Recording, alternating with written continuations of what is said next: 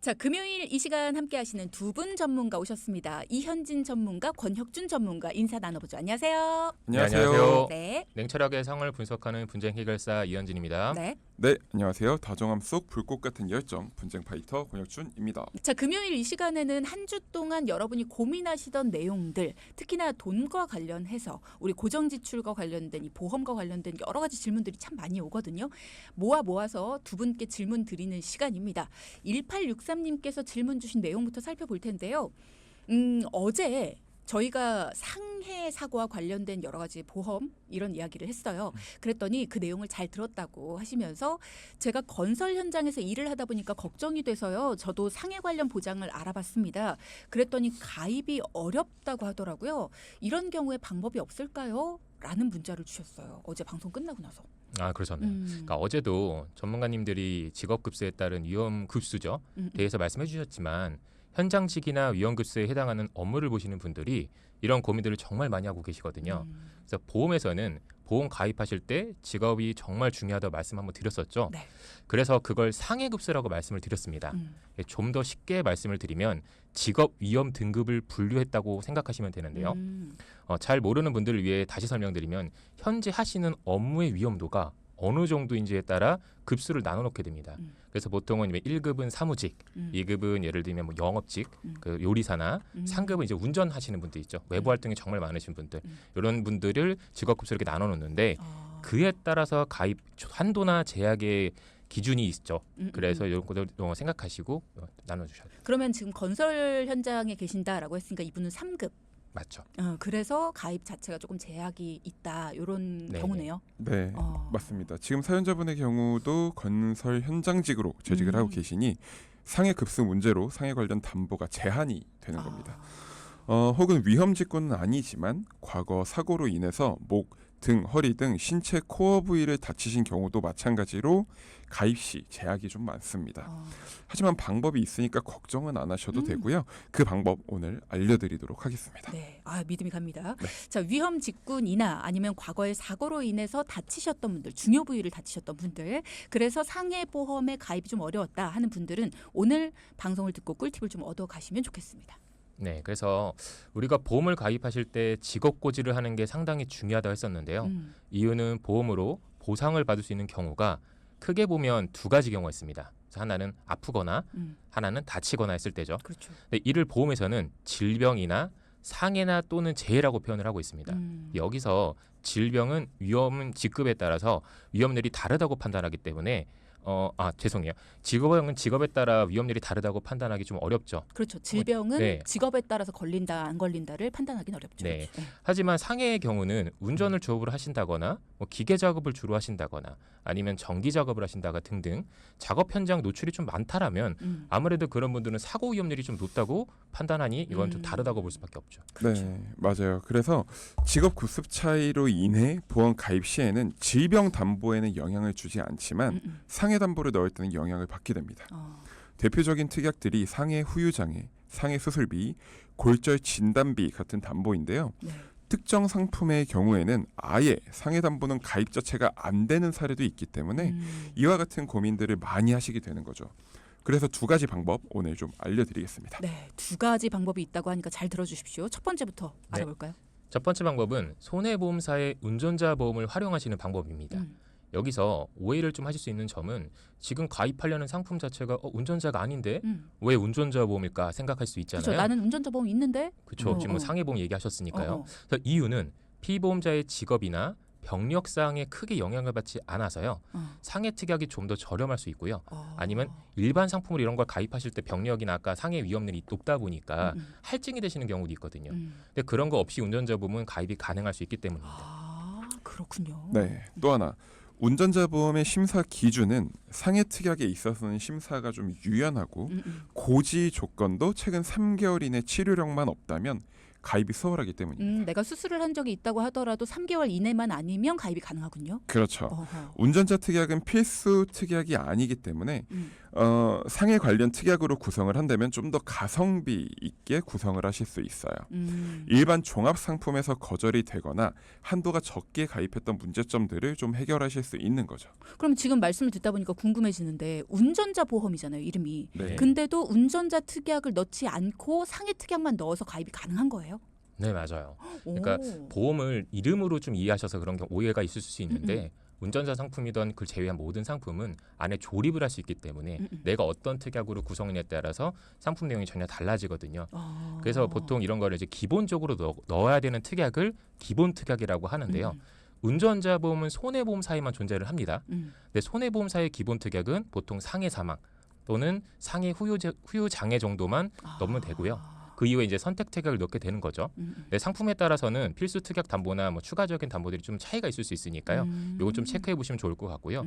그렇기 때문에 직업 특성상의 이제 과거에 이제 병력이 있으셨거나 치료력 또는 상해 특약에 넣기 힘들었었던 분들이 있을 수 있잖아요.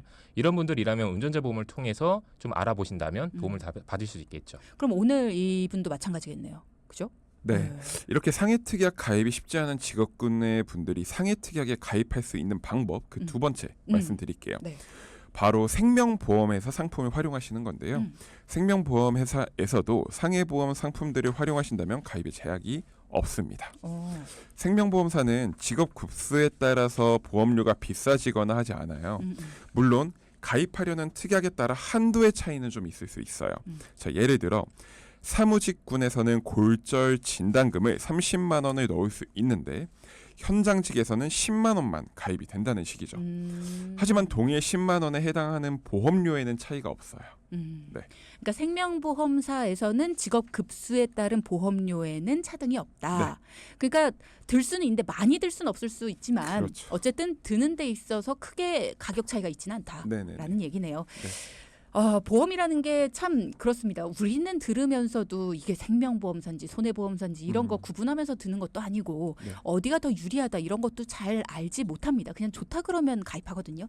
근데 그게 왜 좋은 건지 그리고 어떤 게 나한테 유리한 건지 이런 걸 알고 전략적으로 가입을 해야 나한테 금전적으로 유리합니다. 경제적으로 나한테 도움이 될 수 있다라는 거. 특히 보험은 평생 동안 내가 끌고 가야 되는 거고요. 20년, 30년을 납부해야 되는 큰 돈이 들어가는 상품이에요. 그렇기 때문에 반드시 전략적으로 가입을 하셔야 됩니다. 그런 부분들 잘 알아두시고요. 만약에 나는 전략 그런 거 없는데 이렇게 생각을 하신다면 전문가의 도움 받아서 그 전략을 한번 들어보시고요. 내 상품도 전략이 있는 건데 내가 몰랐던 건지 이런 것도 한번 체크해 보시면 좋을 것 같습니다. 네. 그리고 마지막으로 한 가지 팁을 좀 더 드리자면 상해 보험을 준비하시는 분들이 놓치지 말아야 할 도움이 되는 특약들을 알려드릴게요. 네.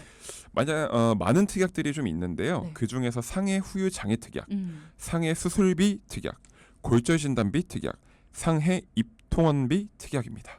상해 후유장애 특약은 어제 자세히 살펴봤으니까 일단 넘어가고 다른 특약들이 좀 궁금하네요. 네, 상해 수술비 특약은 상해 진단 코드로 수술을 하셨을 때 지급을 되는 이제 담보고요. 상해 특징상 사고 시 장애가 좀 남거나 수술하실 확률이 좀 높기 때문에 좀 꼭 넣어야 되는 특약 중에 하나라고 보시면 돼요. 네. 그리고 또 하나 가장 흔하게 볼 수 있는 특약은 골절 진단비 특약인데요. 최근에는 이제 골절 진단비 옆에 저희가 담보를 잘 보시면 가로로 해서 치아 파절 포함된다라는 담보들이 있거든요. 이런 건 치아 파절까지도 포함이 되니까 가입하셨을 때 꼭 뼈가 부러지는 게 아니라도 뭐 실금 정도만 가셨을 때 진단비만 구비하신다면 다 청구가 가능하니까요. 꼭 챙기시길 바랍니다. 네. 예. 한 가지 보험료가 조금은 높지만 현장 직군이라면 외상성 뇌출혈 진단비도 넣으시면 좋습니다. 낙상 및 낙하물로 머리 충격을 받았을 때 보험금을 받을 수 있는 특약이거든요. 우리가 쉽게 알고 있는 뇌출혈 진단비 요거는 사실 질병에 한정해서 보상이 되기 때문에 상해 코드인 외상성 뇌출혈 진단비를 꼭 챙기시는 것도 좋겠습니다. 네. 3부 본격적으로 시작합니다. 특히 두 분께 고민이 있습니다 하고 찾아오신 분들 참 많은데 그중에 한 분이 제 사연은 꼭 공개 좀 해주세요. 많은 분들이 도움받았으면 좋겠어요 하신 분이 있대요. 이분의 이야기를 좀 들어보겠습니다. 어떤 고민이었을까요?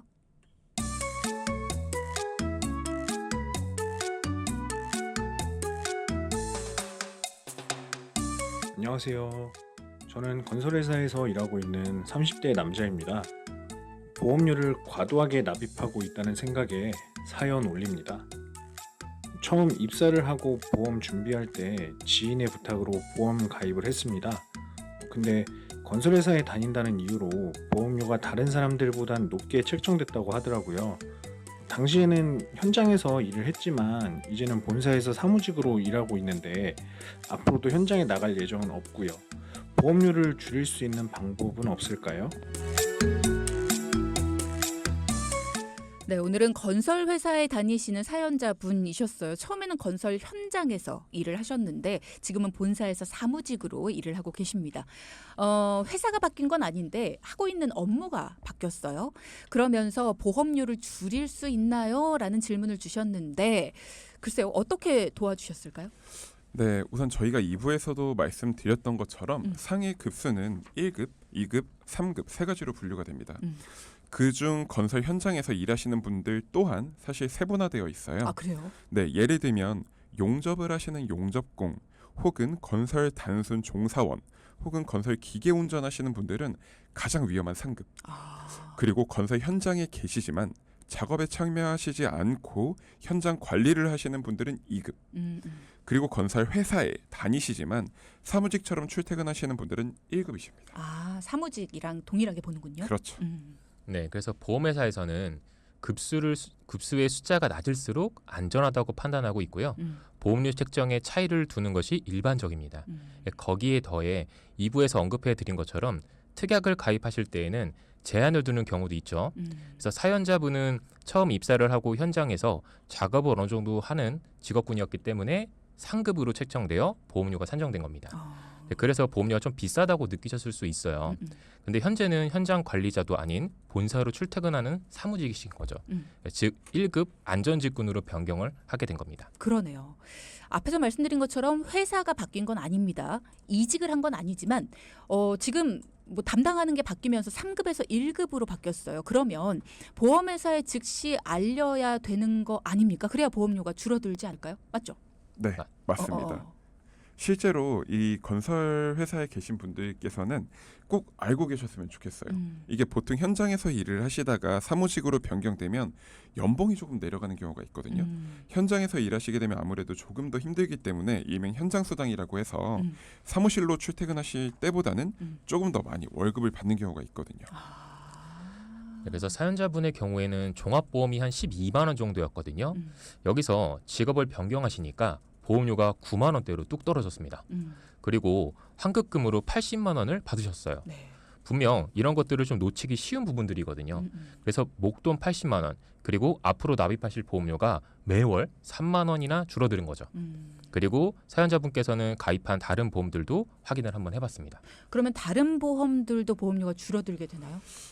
안타깝지만 모두 줄어들진 않았어요. 왜냐하면 저희가 2부에서도 말씀드렸지만 보험에서 보장하는 항목은 상해 담보가 있고 질병 담보가 있죠. 그렇죠. 그런데 종합보험에는 상해 관련 특약이 많이 있었고요. 다른 보장으로는 암보험 그리고 뇌와 심장질환 관련된 보험이 있었어요. 암과 뇌, 심장과 관련된 질환은 위험한 일을 하시든 안전한 일을 하시든 질병과는 전혀 관련이 없잖아요. 그래서 보험료에 대한 변화도 전혀 없었습니다. 앞서 두 분이 말씀해 주셨죠. 질병은 직업과 관계가 없고 이 상해에 관련된 것만 그 직업과 관계가 있게 이 보험료가 변동이 된다. 네, 맞습니다. 네. 그래서 꼭 기억하셔야 될 점이 질병과 관련된 특약의 보험료는 변화가 전혀 없습니다. 상해 관련 특약만 보험료 변화가 있다는 점을 기억해 주시면 좋고요. 직업에 따른 이는 위험률 때문이라고 말씀드린 겁니다. 그리고 사연자분은 전체적인 보험을 보니까 암과 뇌, 심장에 관련된 보험은요. GI 보험이라고 해서 사망보험금의 80%를 선지급받는 보험이었어요. 그래서 이 부분은 사망보장 없이 순수 질병 관련된 보장으로 변경을 도와드렸습니다. 이거 좀 헷갈리더라고요. GI하고 CI. 좀 헷갈릴 수 있죠. 네. 저희가 저번 주였나요? 저번 주에 한번 언급을 해드리긴 했는데 GI 보험과 CI 보험은 큰 차이는 없지만 그런데 이제 CI 보험은 말 그대로 크리티컬 일리스라고 해서 중대한 암, 중대한 뇌졸중, 뭐 중대한 급성 심근경색. 근데 GI는 제너럴이에요. 그러니까 일반 암, 뭐 일반 뇌출혈 혹은 뇌졸중 그리고 급성 심근경색증으로 표현이 되어 있어요. 그래서 사실 CI 보험보다 조금 더 보장폭이 크다고 볼 수 있지만 사실은 거의 비슷한 경우이기도 하죠. 어쨌든 보장이 폭넓어 보이지만 CI보단 GI가 더 폭넓어 보이지만 일반적인 보험보다는 제약 자체가 들어가기 때문에 일반 보험보다는 훨씬 더 보장 범위가 좁겠네요. 그럴 그렇죠? 수 있어요. 네. 그렇군요. 그리고 우리 사연자분으로 다시 돌아와서 기존 실손보험이 포함된 종합보험이 12만 원이었고요. 네. 그리고 GI 보험이 25만 원이었습니다. 비싸네요. 네, 그래서 총 37만 원의 보험료였어요. 보장으로는 암진단금 4천만 원, 뇌졸중, 급성심근경색증 각각 4천만 원이었습니다. 그 외 특약은 없었고요. 그래서 암진단금 5천, 그리고 뇌졸중과 급성심근경색증이 아닌 뇌혈관, 허혈성 심장질환 진단금으로 3천만 원, 그리고 뇌와 심장 수술비 매회 3천만 원까지 준비하니 보험료는 11만 원으로 책정됐습니다. 종합보험이 아까 12만 원에서 9만 원, 그리고 3대 진단금 보장이 11만 원을 더하니 총 보험료는 37만 원에서 20만 원으로 줄어들었습니다. 그렇군요. 네. 네, 그리고 역시 줄어든 보험료는 미래를 대비하는 저축으로 좀 도움을 드렸는데요. 사연자분은 30대이지만 요즘 시대가 뭐 100세 시대니 장수 시대라고 하잖아요. 그렇죠. 그래서 60대에는 좀 은퇴를 하고 40년 가까이 좀 편하게 즐기고 싶다 이야기 하시더라고요. 누구나 다 같은 마음입니다. 그렇죠. 네. 당장이라도 은퇴하고 싶죠. 그래서 줄어든 보험료로 좀 더 보태서 연금 준비를 하도록 좀 도와드렸거든요. 그래서 요즘에는 뭐 하이 리스크, 하이 리턴을 추구하시는 분들이 좀 계신데 네. 이 말이 그러니까 쉽게 말하면 투자 위험이 높은 금융자산을 보유하면서 높은 운용 수익률을 기대하시는 분들과는 다르게요. 안정적이고 좀 복리 효과를 누리고 싶어 하시는 분이셨어요. 그래서 구체적으로 좀 설명을 드리면 연 7%짜리 요즘 보증해주는 연금 상품들이 좀 나와 있거든요. 네. 그러다 보니까 이분 기준으로 했을 때 매월 50만 원씩 10년 기준으로 한다면 납입하시는 원금이 한 6천 정도 되실 텐데 65세부터 연금을 받는다 가정을 해보니 한 60만 원 정도는 매월 평생을 받을 수 있게끔 설정이 가능했습니다. 네, 그래서 앞으로도 이뿐만 아니라 저희가 주기적으로 만나면서 재무적인 부분까지도 꾸준하게 관리해드리도록 했습니다. 한 분이 이런 질문 주셨어요. 지금 이야기를 들으면서 최근에 전문가를 통해서 연금 상품에 가입을 했는데 연 6%를 확정적으로 보증해주는 상품으로 기억을 합니다. 7% 확정 보증 상품이 있는데 저는 연 6%면 제게 불리한 거 아닐까요? 라는 질문을 주셨어요. 일단 그냥 들어보면 6%보단 7%가 좋아 보이거든요. 맞아요. 그렇게 보일 수 있는데 이 회사마다 어떤 곳은 8%도 있었고 네. 그리고 뭐 7%, 6% 이렇게 표시를 하는데 네. 중요한 건 회사마다 그 퍼센테이지를 앞세워서 마케팅을 하는 것도 있지만 그 안에 유지 보너스라고 해서 네. 뭐 10년 동안 내가 이 계약을 유지를 했을 때 뭐 플러스 1%, 뭐 0. 몇 % 이렇게 하는 그런 것들을 사실 자세히 봐야 되는데 중요한 건 퍼센테이지를 보는 것도 물론 중요하지만 내가 보험료로 얼마를 납입을 했을 때 나중에 내가 연금 받는 시점에서 얼마를 정확히 받을 수 있는지 요거를 체크하셔야 돼요. 그래서 어떤 거는 뭐 6%라고 하셨는데 저희가 아까 50만 원씩 내고 60만 원씩 지급 받으신다 했잖아요. 근데 이분께서 뭐 50만 원씩 내는데 6%의 보험 상품인데도 불구하고 뭐 61만 원, 62만 원 더 많이 높을 수도 있어요. 그래서 내가 연금으로 보험료 내는 것과 받는 것들을 비교해 보셔서 파악을 해 보셔야 됩니다. 마치 이런 거네요. 내가 이렇게 주 은행으로 가지고 있는 곳에서는 왜 보너스 포인트 같은 걸 많이 그렇죠. 주잖아요. 맞아요. 그런 것처럼 내 나이대에 보너스를 더 준다거나 아니면은 내가 뭐 15년을 납입할 거다. 그럼 15년에는 특히나 더 보너스를 많이 준다. 뭐 이런 식으로 뭔가 보너스 퍼센트를 주는 것들이 있어서 6%라고 되어 있지만 7%, 8%보다 오히려 더 나중에 내가 받으려고 하는 그 연금 시점에 돈이 더 많이 나오는 곳들도 있다. 그러니까 그런 것들을 비교했을 때 아마 그게 더 높아서 그러지 않을까. 만약에 걱정되신다면 한 번 더 확인해 보실 수 있다. 그러니까는 말씀 주시면 되겠다. 네. 네, 한 가지 좀 더 부연 설명을 드리면요. 방금 말씀하셨던 이 금리도 되게 중요해요. 아까만 7이든 5%든 몇 프로든. 근데 아까 권혁준 전문가님도 말씀하셨지만 얼마 받는지 꼭 확인하셔야 될 때 또 한 가지 체크하셔야 할 게 더 있어요. 이게 뭐냐면 언제까지 받는지 꼭 하셔야 되거든요. 언제까지 받는 네, 거죠? 대부분은 평생 받는다고 알고 계신 경우도 있겠지만 네. 보증 기간이라는 게 정해진 회사들도 있거든요. 네. 그 예를 들면 아까 65세부터 받는다고 했는데 10년 반 보증이라고 적혀 있는 경우도 있어요. 10년만 보증은 무슨 그러면 뜻이에요? 예를 들면 65세부터 받는다 했는데 어. 75세까지만 보증을 해주는 거예요. 이 보증이라는 거는 어떤 이유든 간에 즉 사망했을 때 있을 수 있잖아요. 이때까지만 보증한다면 납입 75세 이전에 사망하시면 남은 기간에 있어서는 유가족에게 그 지급이 될 수 있는 거죠. 근데 75세가 넘으신 거예요. 근데 그때도 사망할 수 있잖아요. 나이가 있으니까. 그렇다면 그때는 전혀 받지 못하고 그냥 보험이 해지될 수 있는 거거든요. 그렇기 때문에 이건 상품에 따라서 여러 가지 기능들이 다 다르기 때문에 정확하게 몇 세부터 얼마를 받는지를 꼭 보실 필요가 있고요.